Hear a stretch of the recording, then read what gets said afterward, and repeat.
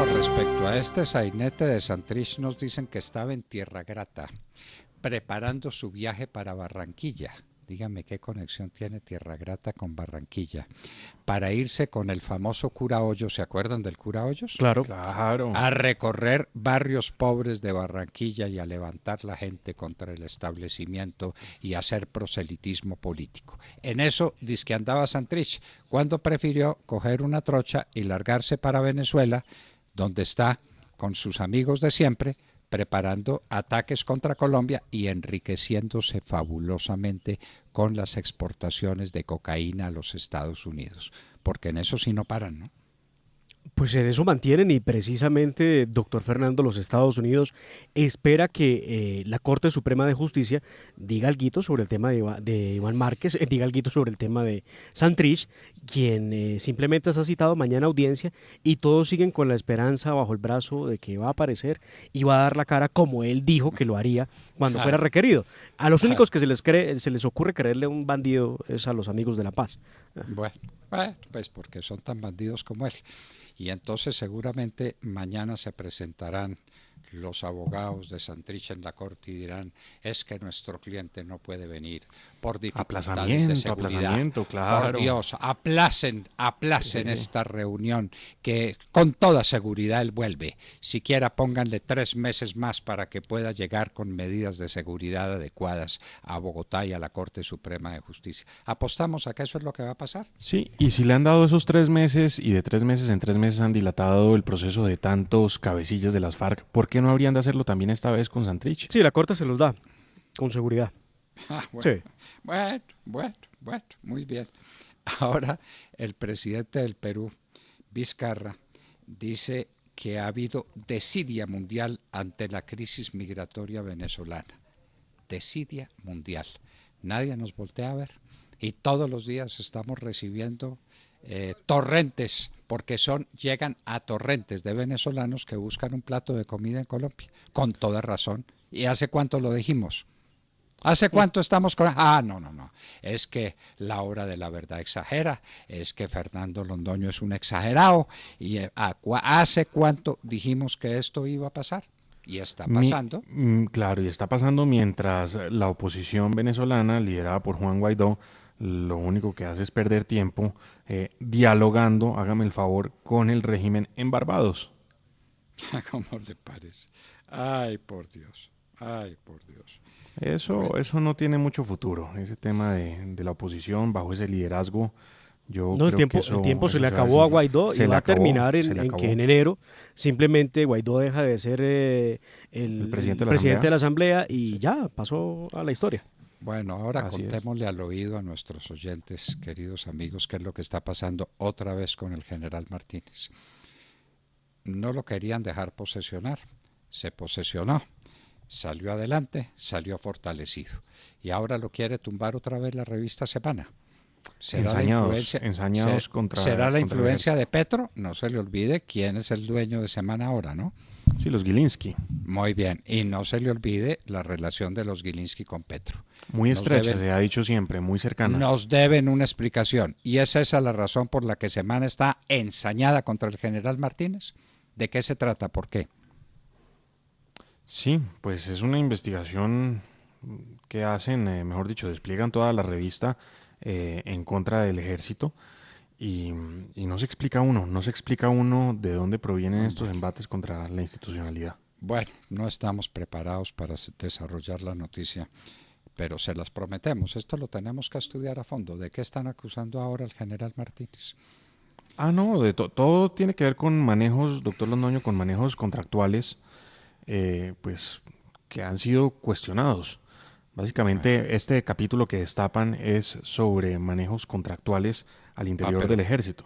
Pero en la época del general Mejía, ¿y el general Mejía no se fue o no se va de embajador? Sí, es un hecho, ya está nombrado. Ya está nombrado, decreto. Entonces, ya. La cosa es contra Martínez, que no era el comandante de las fuerzas militares, sino contra Mejía, que ahora es embajador. Claro, pero es que... No, Mejía no lo tocaron, al contrario. Al contrario. Y ahí es donde está el problema, doctor Londoño, de no usar el espejo retrovisor que este gobierno y, bueno, todos se han negado a utilizar, y es hacer los cortes de cuentas.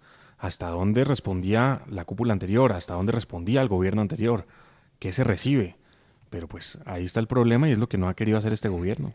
Bueno, y ahora háblenos de un viceministro actual de hoy, del presidente Duque, que guardó los secretos de Odebrecht y la fortuna de las FARC. ¿Cómo es esa historia? Pues miren, el expediente revela todo un expediente alrededor del nombre de nada más y nada menos el señor Juan Francisco Espinosa, abogado de la Universidad del Rosario, experto en contratación, en finanzas, quien ahora está en el cargo de viceministro de Justicia. Dice el expediente que este viceministro guardó todos los secretos de Odebrecht y la fortuna de las FARC. ¿Y por qué? Porque resulta que en su momento el que fuera ministro de Hacienda del gobierno Santos, Mauricio Cárdenas, lo postuló y lo puso en el cargo al frente de la UIAF, que es la Unidad de Análisis e Información Financiera, entidad que tenía que ver con estos asuntos de cómo se rastreaba la ruta de los dineros de Odebrecht, también cómo la guerrilla de las FARC tenía todo un montaje para poder desviar y lavar cerca de... UIAF significa Unidad de Investigación, de Análisis Financiero. Eso significa la UIAF. Y este señor era de la UIAF. Era el director, nada más y nada menos. Y por supuesto no investigó nada. Claro, entonces, bueno. pero hay documentos, doctor Fernando. El saliente director de la entidad, Luis Edmundo Suárez, antes de que llegara este señor, había dejado un informe de 56 páginas en las que él había establecido toda la telaraña, el entramado de las FARC para lavar cerca de 10.000 millones de dólares a través de cooperativas, de fundaciones, de juntas de acción comunal y hasta de iglesias. Luis Edmundo Suárez dejó todo listo. ¿Recuerda usted que salió del cargo después de unas afirmaciones que se dieron a través de The Economist? ¿Recuerdan ustedes? Pues sobre el tema de las FARC. Le preguntaron a Santos si era cierto que había tal plata de las FARC y Santos dijo que él no sabía que hubiera plata de las FARC. Pues resulta que Luis Edmundo Suárez había dejado ese informe de 56 páginas en las que sí estaba la prueba de cómo las FARC había estado lavando dinero de cerca de esos 10.000 millones de dólares. Este señor, Juan Francisco Espinosa, abogado del Rosario, terminó entonces de estar en la UIAF, sale el gobierno Santos, hasta septiembre del 2018 estuvo en ese cargo, renunció para asumir como viceministro de Justicia del gobierno del presidente Iván Duque. Luego, si quiere estar en el gobierno del presidente Iván Duque, demuestre sus títulos de santista. Pues los tiene todos. Ser un requisito, pareciera ser un requisito. Pareciera ser un requisito. Y este los tiene todos. Claro. Y este viceministro de Justicia de hoy fue el que tapó las investigaciones que se habían hecho antes en la UIAF sobre los dineros de las FARC, y estamos hablando de la módica suma de 10.000 millones de dólares. Pero además lo vinculan porque sabía muy bien cuál era la tarea de Jorge Enrique Pizano. ¿Recuerdan ustedes? El hombre clave, el que murió sospechosamente tomándose un agua saborizada, que tiene que ver con todo este escándalo de las mega obras y de Odebrecht, y también tiene que ver y sabe muy bien cuáles fueron los manejos que se le dio al tema de Gina Parodi y Cecilia Álvarez. ¿Recuerdan ustedes? El otro Ocaña Gamarra. Las impolutas ministras. Sí, señor. Y también debe saber todo lo que había detrás de los negocios, idas y venidas con el señor Luberto Martorelli, el hombre clave de Odebrecht en Colombia. Pues ese es el personaje que hoy ocupa uno de los más altos cargos de este país como viceministro de Justicia del gobierno del presidente Iván Duque. Hágame el favor. Y se lo encuentra ahí la nueva ministra, la doctora Cabello Blanco, ¿no? Sí. Ah, bueno. Sí, y entonces vamos a ver si cambia de viceministro o la imposición viene desde Palacio. Sí, porque vamos a ver si la dejan cambiar de viceministro, porque ahí no tienen mucha libertad. Él llegó con Gloria María Borrero. Pues si a uno no le dan libertad para eso, renuncia. Si uno no puede nombrar sus viceministros, renuncia tranquilamente. Y eso pues no es un desafío, ni es una crisis, ni nada. Si yo no puedo nombrar las personas que van a estar al lado mío, trabajando conmigo, si yo no hubiera podido nombrar a Rafael Nieto Loaiza de viceministro de Justicia, pues me hubiera ido. Pero tuve todo el respaldo y lo nombré y tuve el ministro que yo necesitaba y vaya tarea la que hizo. Bueno. Muy bien. Entonces les quiero contar que lo de Cemex está prendiendo motores, queridos amigos. Ya el diario La República habla de las gigantescas las millonarias donaciones a la campaña presidencial de 2014 de Cemex. De manera que no estamos tan solos. Oiga, doctor No, Fernando, y se suma, sí. una cosa en la que me la atravieso rápidamente. Llama la atención que salgan a hablar de unos contratos y salgan a hablar de corrupción en las fuerzas militares, exactamente en el ejército, salgan a darle más persecución al general Nicasio Martínez, en momentos en los que hay temas tan graves y tan importantes como lo de Cemex, como lo de Odebrecht, y las revelaciones de las interceptaciones legales al señor Roberto Prieto, quien no contó toda la verdad sobre todos los negocios que habían hecho con Odebrecht para financiar las campañas de Juan Manuel Santos, sobre todo la del 2014. Claro, precisamente a esas grabaciones era que me quería referir y son grabaciones que destapa nuevamente la periodista Vicky Dávila a través de una columna que titula El Mecanismo. Esto en alusión también a la serie de Netflix que cuenta todo lo de Odebrecht. Y mire que llama mucho la atención cómo en una de las grabaciones se revela que el presidente Santos regañó a la entonces ministra de Comercio, a María Claudia Lacouture, por cancelarle un contrato a Roberto Prieto. Y entonces cita aquí la entrevista y la llamada dice así: María Claudia Lacouture dice: el jefe me regañó por un tema de que le cancelaron un contrato a ustedes. ¿Nos tomamos un café el miércoles? Entonces ahí Roberto Prieto le dice: sí, donde tú quieras, en mi casa. Y María Claudia Lacouture le dice: no, ¿por qué nos vamos a esconder? Bueno, y continúa. Varias otras cosas en esas mismas revelaciones que publica Vicky Dávila en El Mecanismo, como ha titulado su columna. De hecho, las grabaciones son inaudibles porque el señor Roberto Prieto tiene un vocabulario bastante... No, es que de 4 palabras que dice, 5 son groserías. Sí, 5 son madrazos, siendo sinceros. Pero además queda revelado cómo la primera dama, la señora Tutina, sí. Sabía cada cosa de lo que ocurría porque el señor Prieto lo mantenía al tanto de todo lo que se hacía con Odebrecht. Claro, y en otra llamada, precisamente Prieto, hablando con un señor Fernando Quintero, pues lo que hace es decir que le preocupa mucho esa carta de Pastrana y Uribe. Uh-huh. Se refiere a la carta de Pastrana y Uribe en la que los expresidentes mencionan por primera vez a Esteban Moreno y a este señor San Miguel, que tiene hoy el ventilador prendido. Así que, bueno, todo va conectando y poco a poco pareciera que se va despejando el panorama de las investigaciones. Pero no tenemos fiscal. No tenemos fiscal y no lo tendremos quién sabe hasta cuándo, doctor Londoño. Ni hay fiscal a la vista. Porque no tenemos corte. Por eso. Porque no tenemos corte, y claro, entonces van a nombrar a magistrados de la corte y entonces dura un tiempo mientras se posesionan, y entonces se posesionan y entonces empieza la oportunidad para la terna del fiscal, que se la querían enredar al presidente Duque con un decreto hecho por Santos para que Duque no pudiera ejercer libremente, discrecionalmente, una facultad que es suya, libre y discrecional del presidente, hacer la terna. Si la hace mal, como el presidente Uribe hizo malas ternas, no cabe de eso ninguna duda, y tuvo que ver una persona muy allegada a él en ese tema, nos consta, entonces hizo malas ternas y no pudo que eligieran fiscal, porque hay que tener fiscales candidatos de primera línea ante las que la Corte no pueda decir que no. Pero el presidente no le tiene que consultar a nadie. Bueno, aquí está ya otro problemita, queridos amigos, que trae la W Radio, diciendo que la auditoría de la Contraloría revela que durante 3 años Ecopetrol pagó intencionalmente 7.000 millones por un crudo que nunca recibió. Lo que faltaba. Bueno. Oiga, todo es corrupción, ¿no? Es que es por todos lados. Es por de todos cada lados. 5 noticias, 4 y media son corrupción. Hablamos de los colegios en Antioquia, hablamos del petróleo. Hablamos del ICBF en Caldas y el escándalo que hay. Y de la deuda que hay que pagar. Hay que pagarla, queridos amigos. Esa corrupción no era de plata que teníamos, sino de plata que pedimos prestada. Santos pidió la plata para robársela y se la robó. Y ahora tenemos un 47.7% del PIB en deuda externa que hay que pagar.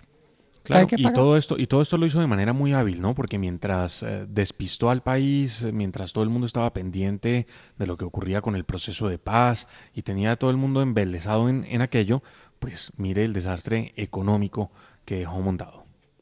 Bueno, el desastre económico y el problema fiscal en fin, ahí vamos pues con todos estos líos y entonces a esperar mañana la presentación de Santrich. No llegó Santrich y los abogados es que no puede llegar por razones de seguridad. No hay razón, no hay elementos de seguridad que le permitan llegar a Bogotá. Pedimos ampliación de este término porque Santrich seguramente no le dará la espalda a la justicia colombiana. Vea pues. Claro, mañana día importante por dos temas principalmente, ese, el de Santrich, y el otro es que vamos a ir preparando el pastel, las velitas, porque ya se cumple un mes del cierre a la vía al llano.